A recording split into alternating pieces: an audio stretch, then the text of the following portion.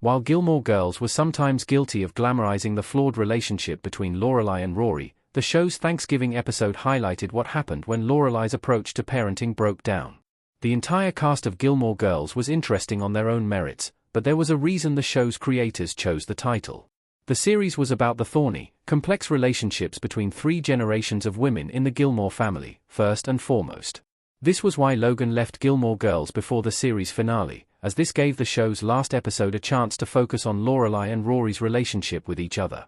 Similarly, numerous Lorelai love interests seemingly faded away without explanation over the years, from Digger to Alex Lesman, and this was usually due to Rory taking precedence in her life.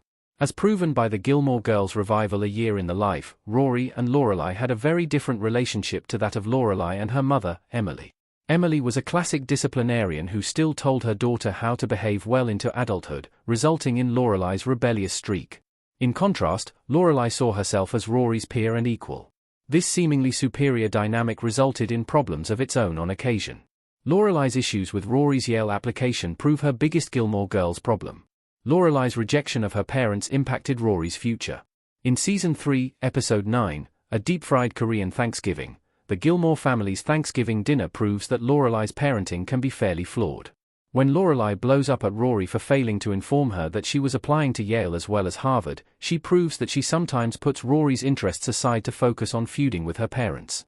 Lorelai might not have realized how unrealistic and counterproductive it would have been for Rory to apply to Harvard and nowhere else, but her anger over Rory's interest in Yale is explicitly rooted in her family's approval of the college. Lorelai fails to focus on what would be best for Rory, instead angrily berating her parents for pushing what she views as their agenda.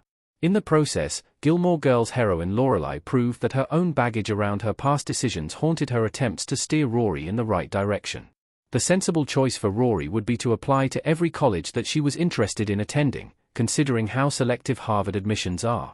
Moreover, Rory still needed to decide for herself which college even appealed to her. Her mother was only concerned about what Rory said as a child.